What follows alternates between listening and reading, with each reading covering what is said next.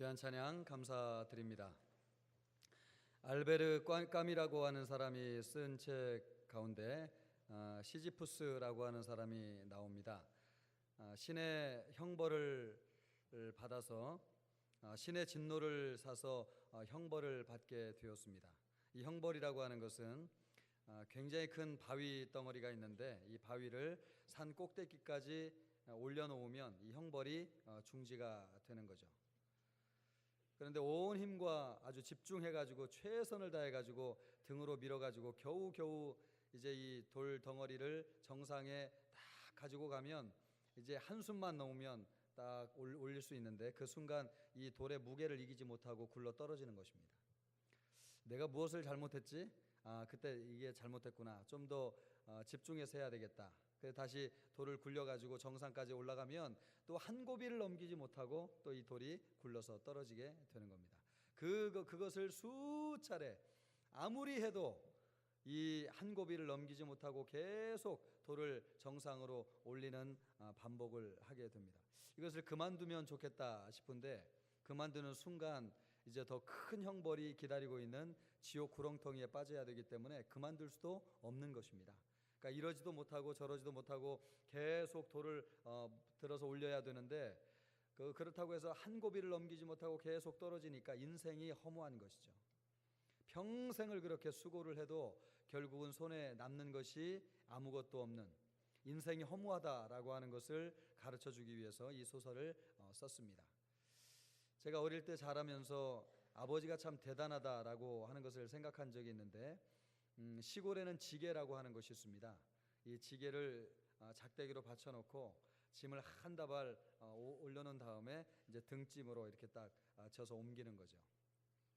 어릴 때 아버님이 산에 그 지게를 지고 나무를 하러 자주 가셨습니다. 그럴 때마다 제가 따라갔는데 참 놀라운 것은요, 이 지게는 조그만한데 거기에 올려놓는 짐은 나무짐은 거의 산 같은 크기로 짐을 올려놓는 것입니다. 그걸 벌끈 쥐고 일어나셔가지고 그 밑으로 뒤뚱거리면서 내려간 아버지를 보면 참 신기하다는 생각을 했습니다. 그런 생각을 하면서 또 한번 무슨 생각을 하냐면 우리 아버지의 인생이 이와 같구나라고 하는 생각을 했습니다. 그 큰 등짐을 등에다 치고 뒤뚱거리면서 언제 쓰러질지 모르는 이렇게 비틀거리는 인생을 사는 것이 아버님의 인생이구나라고 하는 것을 생각하면서 나도 저런 인생을 살면 어떻게 되지? 나는 저런 인생을 반복하지 않으면 좋겠다 하는 생각을 어릴 때 언뜻 했던 것 같습니다. 여러분 참 신기하지 않습니까? 알베르 까미와 같이 세계적인 석학, 유럽의 대문호도 사람의 인생을 등에 짐을 지고 살아가는 인생으로 생각하는 것처럼 시골 어린아이가 아주 무지랭이로 아무것도 배운 것이 없는 어린아이도 사람의 인생을 생각하면서 인생이 등에 무거운 짐을 지고 살아가는 것이구나 라고 하는 것을 생각한다는 거죠. 이것을 보면 모든 사람의 인생이라고 하는 것은요, 등에 감당할 수 없는 큰 짐을 지고 인생을 살아가는데 살고 나면 아무것도 남지 않는 허무한 것이 인생이다 라고 하는 것을 알게 됩니다. 얼마 전에 강용석이라고 하는 전 의원이 여러 가지 스캔들에 휘말려서 주저앉는 자기의 인생을 바라보면서 이런 말을 한 적이 있습니다. 인생이 피곤하고 힘든 20대 30대 청춘들은 나를 보면서 힘을 내시기를 바랍니다. 제가 무슨 신의 눈밖에 난 시지푸스도 아닌데 뭔가 좀 해보려고 고생해서 산 중턱 넘어 애써 올라갔다 싶으면 쪼르르 미끄러져서 바닥으로 다시 시작해야 되는 것이 제 인생입니다. 이런 것을 신문 인터뷰에서 본 적이 있습니다. 여러분, 이런 사람도 세상적으로 나름대로 성공했다고 하는 사람도 그의 인생이 그 고비를 넘지 못하고 어느 순간 주르륵 미끄러져서 또 올라가고 또 올라가야 되는 인생의 허무한 인생이라고 하는 것을 이야기하고 있는 것을 볼 수 있습니다. 우리가 어릴 때는 여러분 빨리 어른이 되고 싶습니다. 부모님의 간섭을 벗어나서 자유로울 것이라고 생각하는 거죠. 그리고 어른이 돼서 대학에 가면 참 좋겠다고 생각하는데 대학에 들어가도 인생이 만만치 않습니다. 취업에 험난한 길이 기다리고 있기 때문에 그렇습니다. 직장만 있으면 인생 모든 것이 해결되고 풀릴 것이라고 생각하지만 그러나 여러분 이것을 아십니까? 대기업에 들어간 30%가 그 그렇게 대기업에 들어가고 싶어서 공부를 열심히 하는데 3년 내에 30%가 퇴사한다고 하는 사실입니다. 5년 내에 10년 내에 퇴사하는 사람은 그보다 훨씬 더 많이 있습니다. 이것을 보면 직장 생활도, 우리가 꿈에 그리는 직장 생활도 들어가 보면 만만치 않다고 하는 것을 알 수 있습니다. 결혼하면 인생이 좀 풀리겠다 싶은 생각이 드는데, 결혼하는 순간 어떤 사람의 말에 의하면 행복 끝이라고 이야기하는 사람도 있지 않습니까?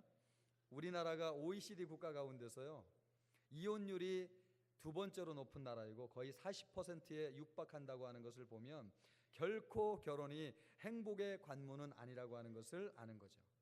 아이들이 아웅다웅하고 복잡하고 얼마나 힘들게 하는 시기가 있습니까?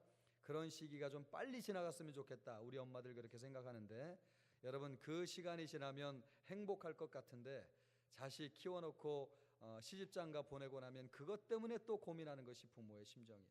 잘 사는지, 큰 문제는 없는지, 애들은 잘 키우는지, 독립시켜야 되겠다고 생각하지만 마음은 항상 거기에 가 있는 거죠. 그렇게 마침내 거기 가면 내 인생이 좀 자유로울 거라고 생각하지만 돌이켜보면 여러분 또 다른 고지가 기다리고 있는 것이 우리의 인생이죠. 저 멀리 보이는 산 정상 가기 위해서 한 고비를 넘으면 또 산이 있고 또 산이 있고, 평생 가도 그 산에 다다를 수 없는 것이 우리의 인생이라고 하는 것입니다.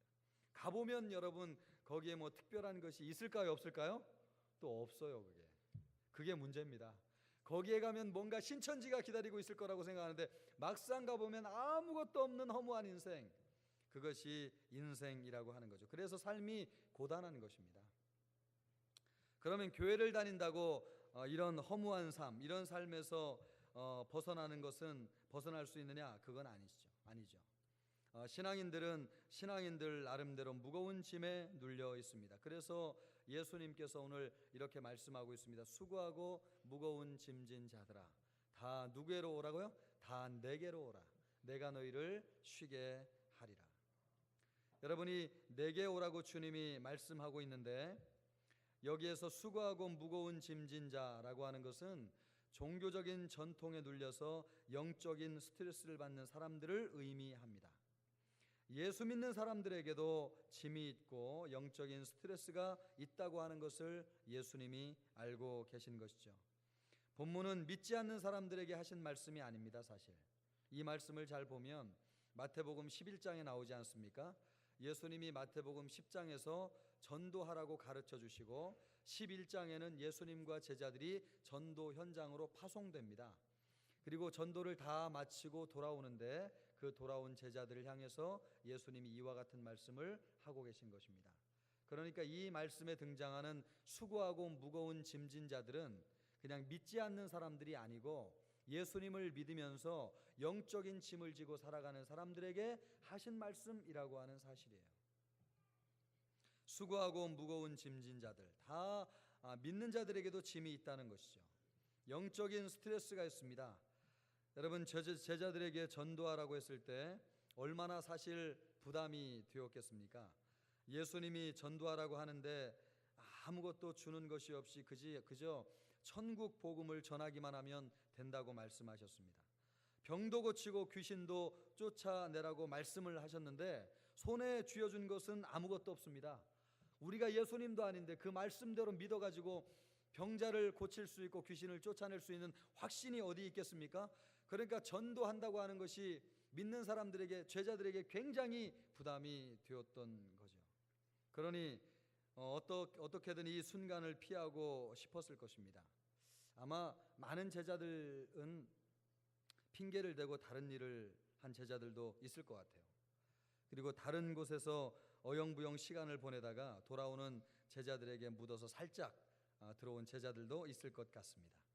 전도하지 못한 제자들의 부담을 예수님께서 알고 계셨습니다. 그러면 전도에 성공한 제자들에게는 부담이 없었느냐? 그렇지 않다는 거죠. 복음을 전하면서 조마조마했을 것입니다. 여러분 그렇잖아요? 복음을 받아들일지 말지 긴장하게 되잖아요. 그리고 최선을 다해서 복음을 전했는데 받아들이지 않으면 부담이 돼요. 이거 혹시 내가 잘못 전한 것이 아닌가? 좀 더 기도하고 전해야 되는 것 아닌가? 사단이 방해하지 못하도록 더 집중했어야 되는데 준비가 좀 부족한 것 아닌가? 또 놀랍게 복음을 듣고 결신하면 자신도 모르게 우쭐되어서 내가 잘한 것처럼 느껴질 수 있습니다. 전도하라고 하는 말씀에 순종했으니 할 도리를 다 한 것 아닌가, 나는 이제 당당하다, 떳떳하다, 이렇게 생각하면서 영적으로 방심할 수가 있는 것입니다. 예수님은 전도를 마치고 돌아온 제자들의 영적인 상태를 잘 알고 계셔서 그들에게 뭐라고 말씀하고 있습니까? 수고하고 무거운 짐진 자들아, 다 내게로 오라, 내가 너희를 쉬게 하리라. 예수님을 믿는 사람들도 피곤한 거죠. 교회를 섬기는 것이 결코 쉽지 않습니다. 부담으로 할 때가 너무나 많이 있다고 하는 것을 우리가 부인할 수 없는 것입니다. 모든 성도들에게 무엇이 있습니까? 영적인 부담이 있습니다. 전도에 대한 부담이 있잖아요. 또 선교에 대한 부담이 있습니다. 기도에 대한 부담을 늘 안고 신앙생활을 하지 않습니까? 오늘도 말씀을 좀 읽어야 되는데 이런 부담감이 있습니다. 내가 어떻게 하면 좀 더 헌금을 더 많이 해야 되는데 참 이게 왜 안 될까? 이런 헌금에 대한 부담이 있습니다. 주일학교 선생님들은 주일학교 교사대로 가르치는 것에 대한 부담이 있습니다. 여기 찬양대가 있지만 찬양대는 찬양대 나름대로 부담은 없죠. 부담이 있습니다. 그죠? 하고 나면 후유증이 있잖아요. 더 잘할 수 있었는데 내가 그때 연습한 것만큼 왜 안 됐을까? 이런 부담이 있어요. 주님을 섬기고 교회를 섬기는 것은 다 부담이 있습니다. 여러분, 세상 일과 틀리게 교회 사역은요, 성공을 해도 부담이 있고 실패를 해도 부담이 있습니다.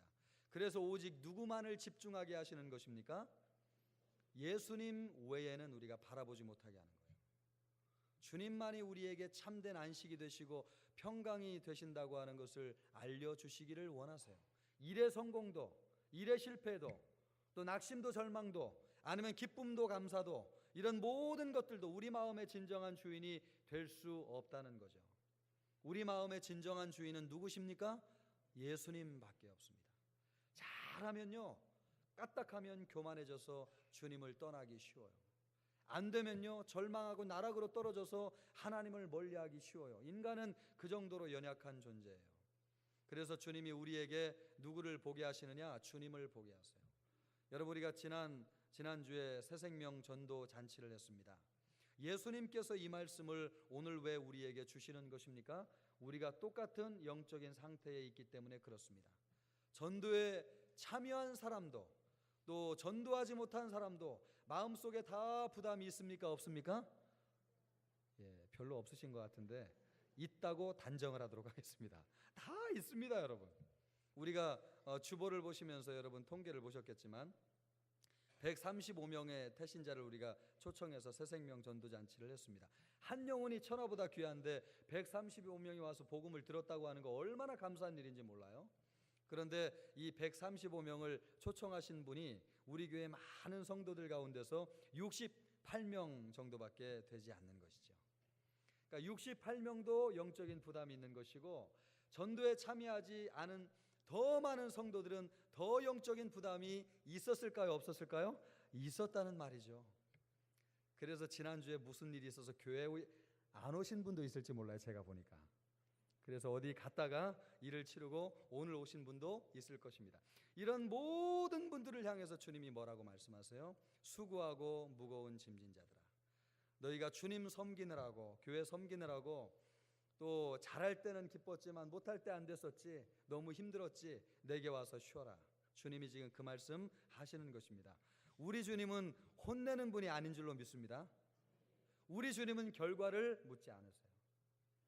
주님은 우리의 연약함을 잘 아시는 분이기 때문에 이런 영적인 사역을 감당하고 나서 다 주님 앞에 나와서 쉬기를 원하시는 줄로 믿습니다. 그래서 주님이 우리에게 이 말씀을 주시는 거죠. 수고하고 무거운 짐진 자들 다 내게로 오라, 내가 너희를 쉬게 하리라. 예수님도 그러셨습니다. 여러분, 예수님도 항상 사역이 끝나고 사람들을 만나지 않는 시간에는 새벽 이른 미명에 산으로 올라가서 누구와 교제를 하셨을까요? 하나님과 교제하셨어요. 예수님은 육신의 몸을 입고 계셨기 때문에 인간의 연약함을 잘 아셨어요.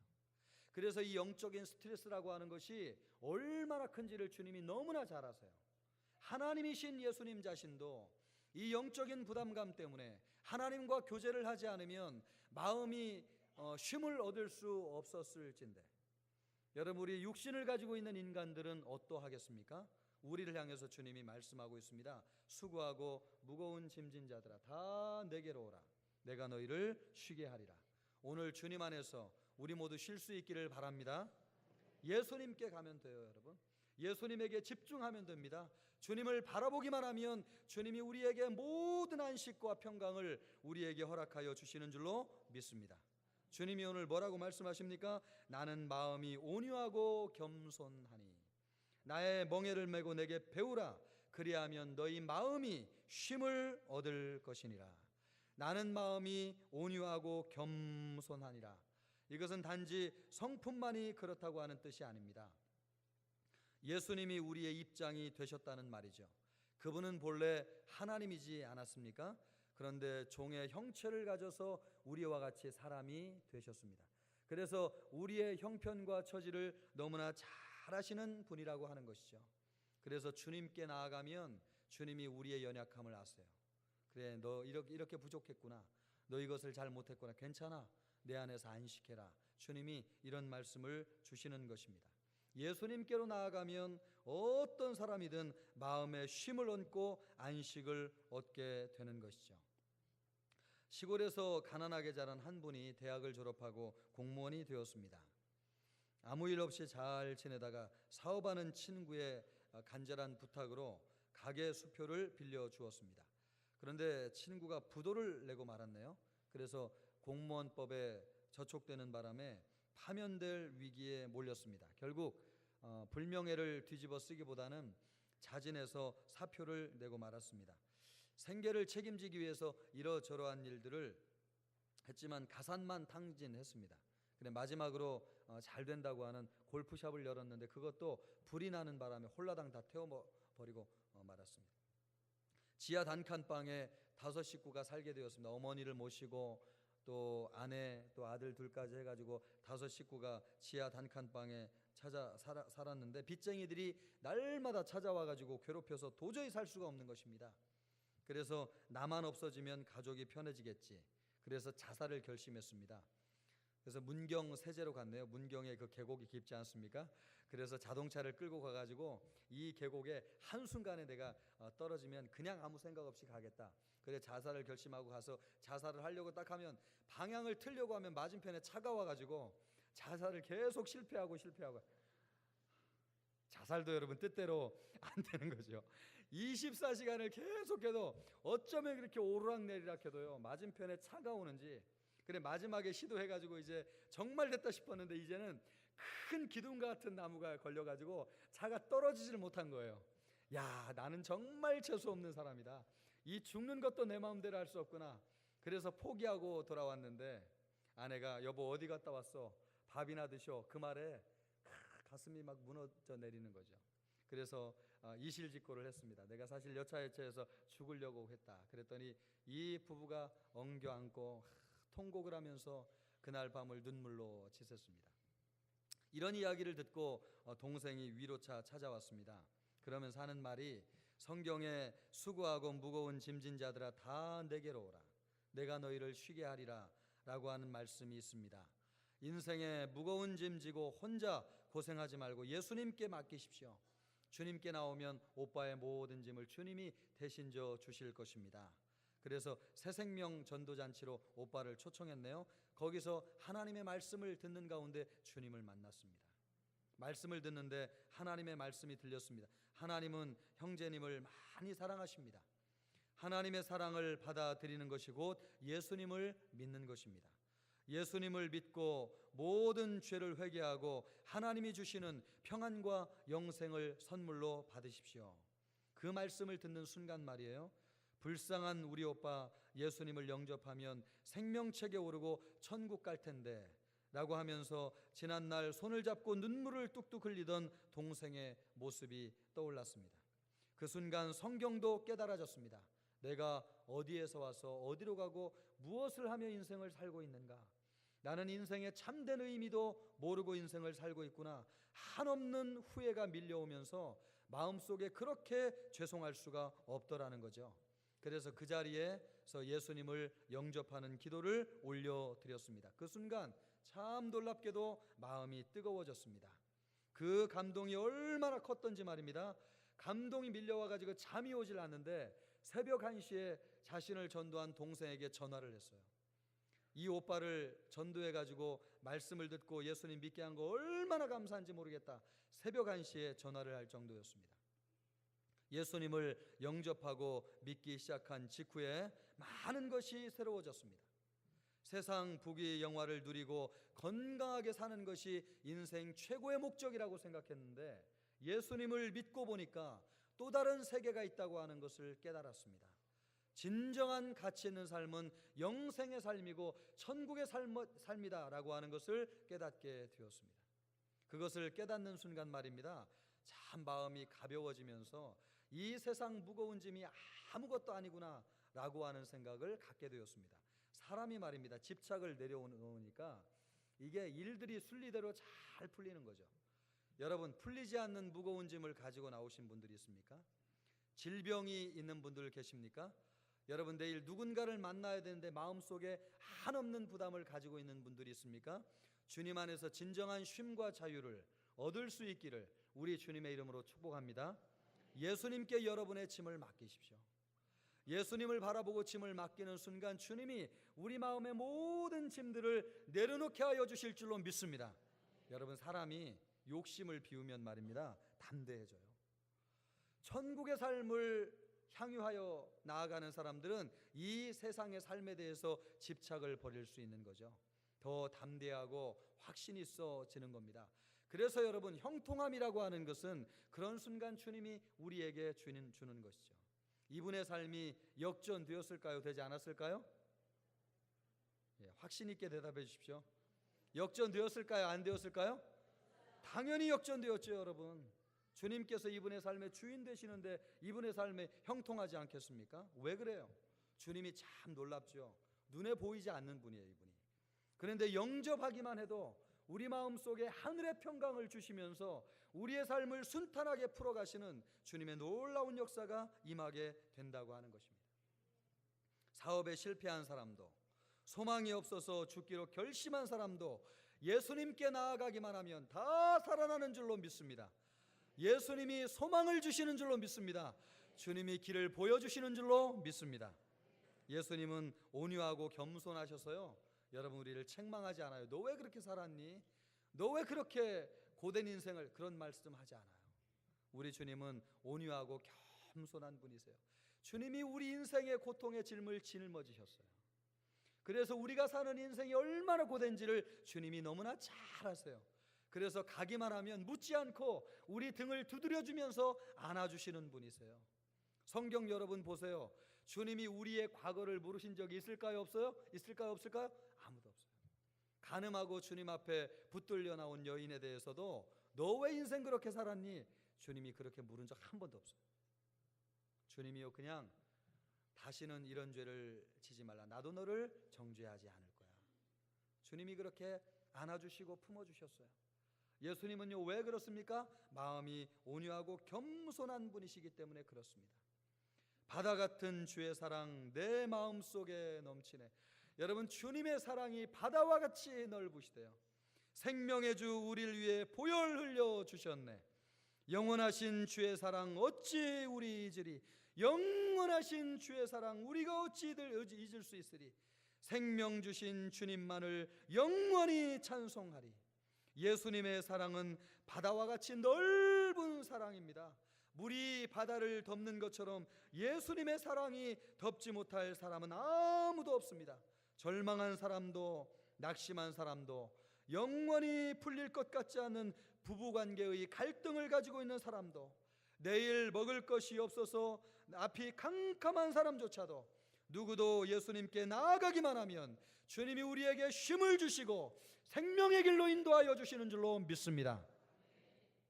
예수님을 인격적으로 만나기 전에는 예수님이 참 부담스러운 분이셨습니다. 왠지 엄한 분 같고요, 나아가면 혼낼 것 같이 느껴졌습니다. 그래서 예수님께 나가서 그분의 품에 안긴다고 하는 것은 상상할 수도 없었습니다. 그런데 예수님을 만나보니까 말입니다, 우리 예수님이 참 편한 분이세요. 예수님이 얼마나 편한 분인지. 그분의 사랑은 하늘보다 넓고 바다보다 깊어서 아무 말씀을 하지 않아도 우리를 다 알아주시는 분 같아요. 내 사연과 아픔을 그냥 만나기만 해도 주님이 다 알아서 그냥 그저 안아주시는 분처럼 우리 주님이 느껴지더라고요. 저는 여러분, 예수님을 인격적으로 만나기 전에 참 이해가 되지 않는 것 중에 하나가 뭐냐면, 최후의 만찬 때 그 예수님의 품에 안겨 가지고 있었던 제자가 누구입니까? 예? 예, 사도 요한이라. 저는 이 말씀 읽을 때마다 도저히 이해가 안 돼요. 아니, 성인 남자 2명이서 남자의 품에 안겨 있다고 하는 게 이게 말이 돼요, 안 돼요? 저만 이해가 안 되는군요. 저는 가부장적인 문화 속에 살아가지고 남자가 남자에게 뭐 이렇게 허그를 하고 안긴다고 하는 것이 도저히 이해가 안 되는 거죠. 여러분도 그렇잖아요. 우리 가부장적인 그런 배경 속에 살아왔기 때문에 사랑하는 마음이 있어도 이게 표현한다고 하는 것이 어색하잖아요.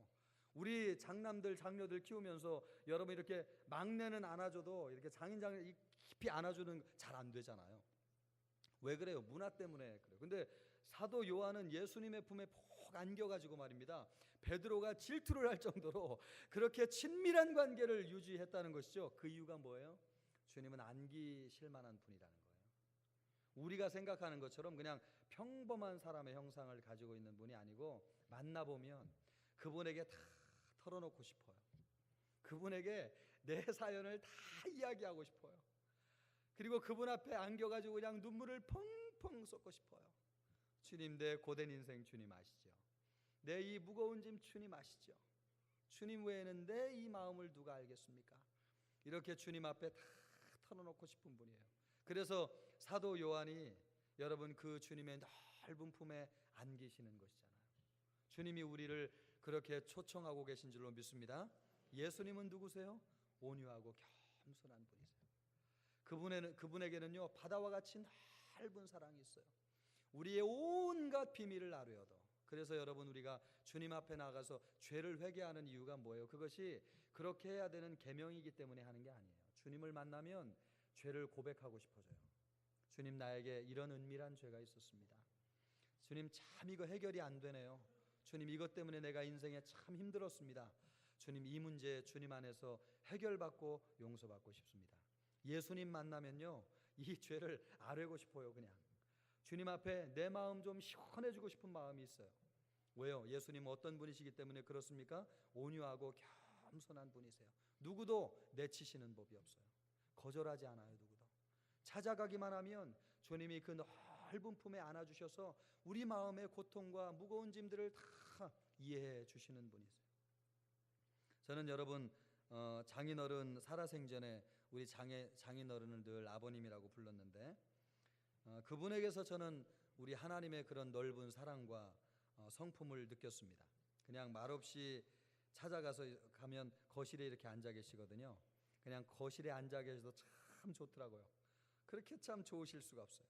1년에 한두 번 찾아가 뵈어도 그 따뜻한 눈길, 말 한마디 하지 않지만 나를 정말 우리 아버님이 나를 참 사랑해 주시는구나, 이거 참 어떻게 표현할 수, 말 한마디 하지 않아도 그분의 눈빛 속에, 그분의 표정 속에 나같이 별것 아닌 이 사위도 참 우리 장인어른이 극진히 생각하시는구나, 이런 마음이 참 들어요. 그래서 참 1년에 한두 번 꼭 찾아뵙는 날이 그렇게 기다려질 수가 없더라고요. 그래서 어떻게 하면 내가 우리 장인어른을 더 잘해드릴까? 어떻게 하면 조금 더 편하게 해드릴까? 내 없는 돈에서도 우리 장인어른 힘들어하면 정말 힘껏 도와주고 싶은 마음이 그렇게 들더라고요. 그분이 나에게 무엇을 요구한 것은 한 번도 없습니다. 그냥 내 마음이 그분에게, 그분의 인자하심이 그리고 온유하신 사랑 앞에 내 마음이 녹는 거죠. 그래서 어제 위임식을 했는데 그런 생각이 들더라고요. 우리 장인어른이 살아계시면 우리 청천교회 담임 목사 된 것을 참 기뻐하실 텐데, 이것을 우리 아버님께 보여드렸으면 너무 좋았을 건데, 우리 장인어른이 돌아가신 지가 이제 1년 조금 더 지나셨거든요. 그래서 이 자리에 와 계시면 참 좋을 걸 하는 생각. 그렇게 좋았어요. 제 아버지에게는 참 그런, 우리 아버지도 그런 사랑이 있었겠지만 내가 그런 건 못 느꼈는데 우리 장인어른에게 그런 걸 느끼면서 참 좋구나, 이분이 나에게 평생 같이 계시면 좋겠다, 그런 생각했습니다. 여러분, 내 아버님은 가셨어도 우리에게 그런 분이 되시는 분이 계신데 그분이 누구시라는 거예요? 누구시라는 거예요? 예수님. 그래서 예수님의 품에 안기고 싶어요. 힘들고 어렵고 지치고 외로울 때면 주님 앞에 나아가서 내 마음을 하소연하고 싶어요. 주님이 거절하지 않는 분이기 때문에 그렇습니다. 말 못할 짐들이 우리 다 있잖아요, 그죠? 아무리 피부치 혈육이어도 내 중심을 얘기 못하는 것 있거든요. 그런데 우리 주님은 그런 마음도 다 알아주시고 온유하고 겸손한 분이어서 어떤 말할 수 없는 이야기도 다 들어주시는 그런 분이십니다. 여러분, 이번 주 단연 화제는 우리 장로님 기도하셨지만 이산가족 상봉이죠. 60년이 지나고 100년이 지나도 헤어진 가족을 만나고 싶은 사람의 마음은 다 똑같은가 봐요. 이번에 2번에 걸쳐서 만나는데 첫 번째 만나신 분들 가운데서는 부부가 2가정이 있었습니다. 한 가정의 사연을 들어보니 참 기가 막혀요. 결혼한 지 7개월 만에 남편이 열흘 정도 받고 돌아오겠다고 하고 나갔는데 그 이후에 돌아오지를 않으신 것입니다. 아내의 몸속에는 임신 3개월 된 아이가 있었습니다. 그 아들이 지금 나이가 들어가지고 65세가 넘었습니다. 아내는 기다리다가 지쳐서요, 37년 전에 제사를 지내기 시작했다고 합니다. 남편이 사용하던 그 밥그릇 있잖아요, 결혼할 때 했던 밥그릇, 그리고 남편이 쓰던 요강, 그리고 남편이 결혼할 때 신었던 그 구두를 지금까지도 그렇게 간직하고 계세요. 남편 그렇게 오랜 세월 떠나 있는데 그것을 간직하고 그대로. 아내는 65년 전 앳된 신랑의 모습을 한눈에 알아보았습니다. 그리고 남편을 보고 이렇게 이야기를 했습니다. 생전에 만날 수 있어서 감사합니다. 살아 있어줘서 고마워요. 여러분, 이 아내, 평생 아내의 마음속에 누가 있었다는 거예요? 남편이 있었다는 거죠. 그 사랑하는 남편, 몇 개월밖에 같이 살지 않은 남편인데 평생 그 남편이 아내의 마음속에 있었어요. 남편도 아내의 손을 잡고 이렇게 얘기를 하더군요. 자네 주름이 졌어도 그 미소는 19살 소녀 때와 같구만. 항상 잊지 못하고 내 머릿속에 당신이 있었어. 여러분, 이거 연예인이나 할 법한 대사 아닙니까? 참 사랑은 아름다운 것이죠. 할아버지 할머니도 이렇게 아름답게 만드는 것을 보면 참 사랑은 위대한 줄로 믿습니다. 여러분, 이것을 보면 사람의 마음 속에는 영혼의 고향이 있다는 걸 깨달아요. 인생 힘들고 괴로워도 돌아갈 집이 있으면 기운이 나는 거죠. 내 인생 시달려도 내 마음 둘 곳 있으면 평생 그것에, 우리 그래서 명절 때 고향 달려갈 때 그렇게 기쁠 수 없잖아요. 그 고향에 내 어머니 계신 거 생각하면 여러분, 1년 365일 객지에서 고생해도 어머니 품에 가는 것이 그렇게 기쁠 수가 없잖아요.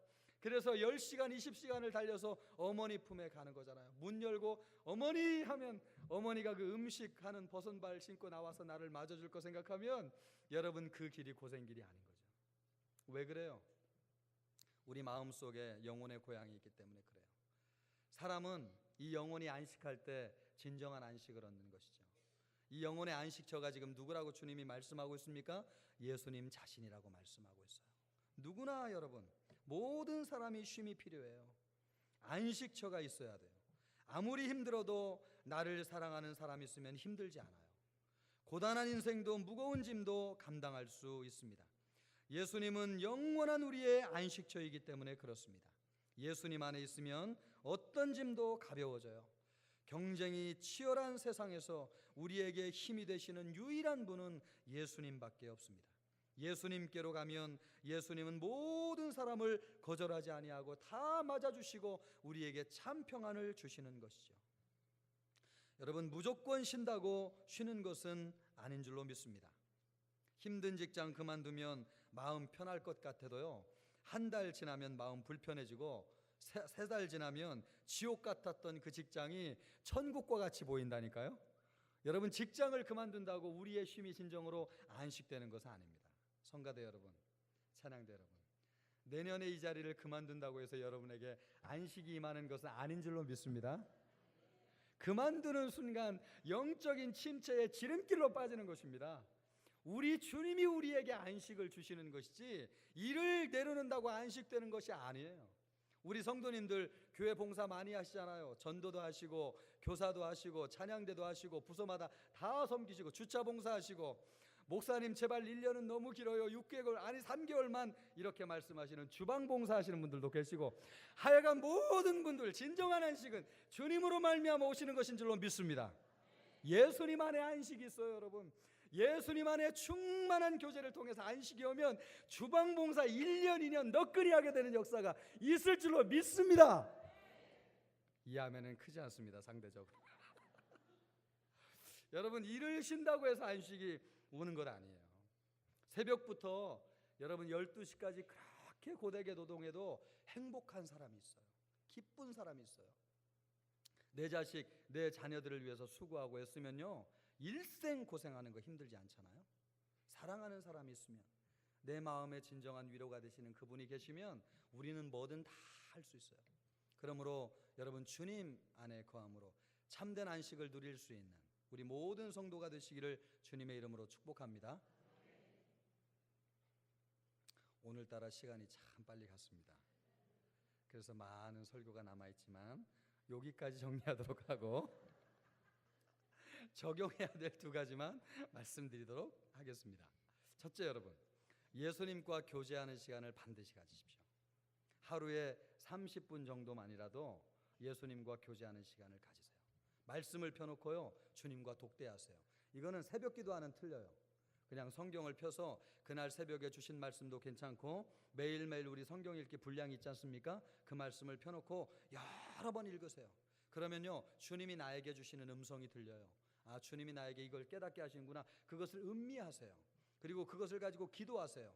오늘 이 들은 말씀 가지고 묵상하세요. 주님이 우리의 안식과 쉼이 되시고, 예수님은 온유하고 겸손한 분이셔서 내가 주님 앞에 나아가도 주님이 나를 안아주신다고 하는 것을 지속적으로 묵상하세요. 그러면 주님의 인격이 우리 내면 안에서 구체적으로 보여져요. 그분 안에 우리의 삶을 의탁하면 진정한 쉼을 얻게 되는 것입니다. 예수님과 매일매일 30분 정도 교제하는 시간을 갖기를 바라고, 또 하나는요, 이런 영적인 교제를 하는 소그룹들을 가지세요. 앞으로 교회가 이것을 만들어주기를 원하는데, 여러분, 교회 안에서 나와 영적인 소통을 할 수 있는 사람들 3, 4, 5 모여서 주님 안에서 교제를 하세요. 말씀 읽고 은혜 받은 것을 나누면 은혜가 배가 되는 것이죠.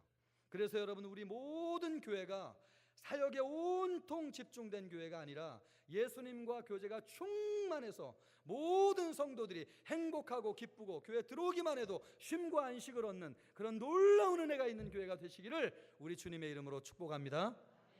기도하겠습니다. 이 시간 여러분, 기도할 때에 우리 주님은 우리에게 온유하고 겸손한 분이 되십니다. 그래서 누구든 주님 안에 가면 진정한 안식을 얻게 되는 줄로 믿습니다. 주님, 나에게 안식 되어 주시옵소서. 내가 주님께 나아가겠습니다. 이런 기도 우리 주님 앞에 올려드리겠습니다. 하나님 아버지, 이 시간 주님 앞에 나아가며 기도하기를 원합니다. 우리에게